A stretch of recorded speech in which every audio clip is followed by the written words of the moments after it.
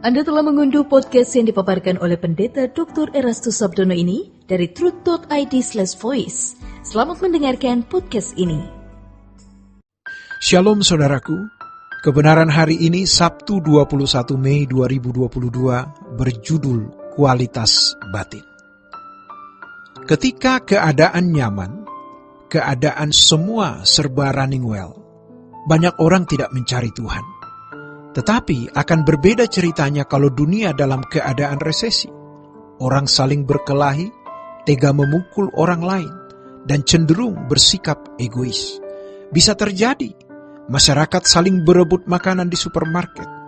Bisa saja ada yang nekat sampai mengeluarkan senjata, mengancam orang lain untuk tidak menghalangi atau mempersulit keadaannya.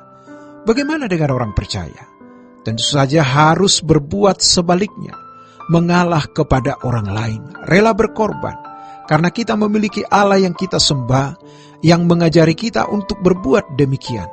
Ini membuat kita tidak berani berbuat dosa, tidak menginginkan dunia.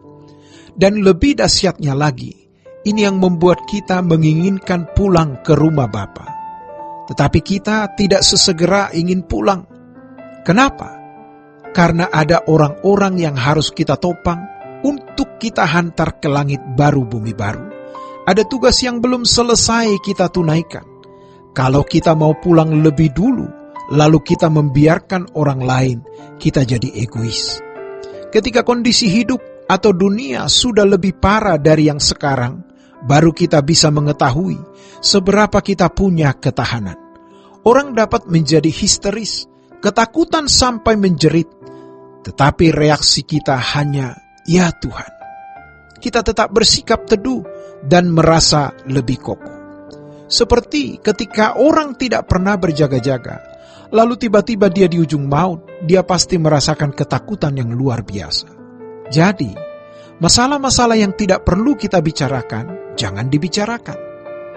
Baiklah kita bicarakan hal-hal yang menguatkan iman, yang membuat kita lebih benar di hadapan Allah saja. Mestinya banyak hal yang harus bisa kita anggap tidak penting dan harus disingkirkan untuk menyongsong hari esok yang tidak menentu dan tidak jelas. Karenanya, kita harus mempersiapkan diri mulai sekarang untuk menemukan Tuhan. Kemampuan seorang hamba Tuhan untuk bisa berkhotbah, berbicara tentang Tuhan, bisa saja dimanipulasi oleh apa yang disebut brain power. Otak kita ini memang punya power, tetapi sering mendahului pekerjaan Roh Kudus. Jadi, kita dikendalikan oleh logika yang tidak dipimpin Roh Kudus.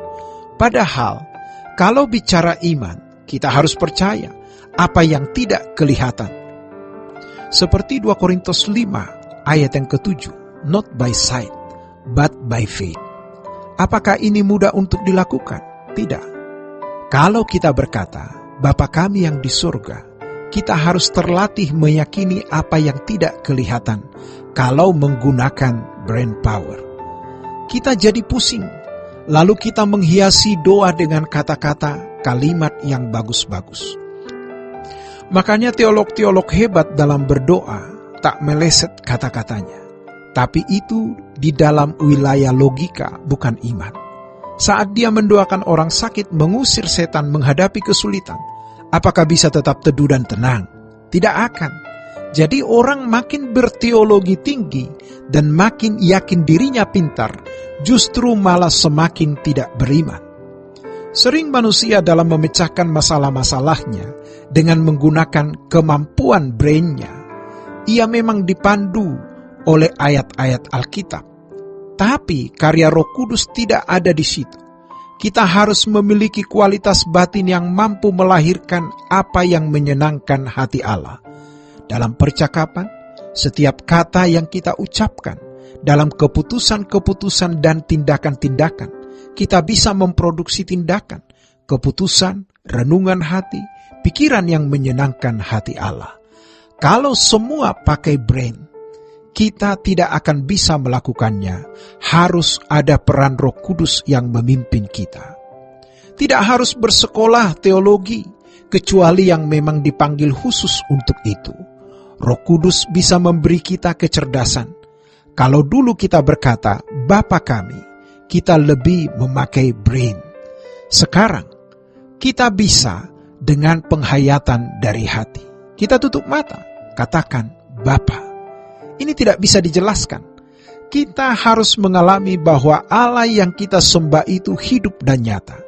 Dalam kondisi-kondisi yang terancam dan kritis, kita sudah terbiasa ada di hadirat Allah, meyakini Allah. Kita sudah belajar melompat setinggi-tingginya. Maka ketika ada dalam situasi yang kritis, genting, kita tetap bisa berkata, aku percaya. Tuhan tidak membutuhkan apa-apa dari kita. Tuhan juga tidak mau mencari keuntungan apa-apa dari kita. Tetapi, kalau Dia menemukan manusia yang mengasihi Dia dengan tulus, Tuhan bisa dibahagiakan. Tuhan tidak membutuhkan uang, tenaga, atau apapun dari kita. Karena kita sebenarnya tidak bisa berbuat banyak, bahkan tidak bisa berbuat apa-apa. Tetapi kalau Tuhan menemukan orang yang mengasihi Dia dengan tulus, Tuhan merasa dibahagiakan. Dan kita bisa menjadi salah satunya, karena kita mengasihi Tuhan. Hal mengasihi Tuhan atau tidak, itu tergantung kita. Kalau kita berkata bisa, pasti kita bisa. Kalau kita bilang mau, pasti kita bisa. Roh Kudus akan menolong kita untuk itu. Jangan menunggu sampai situasi genting. Kita akan terlambat membangun cinta kita kepada Tuhan, juga terlambat membangun iman kepadanya. Demikianlah kebenaran hari ini. Tuhan Yesus memberkati. Sola Gracia.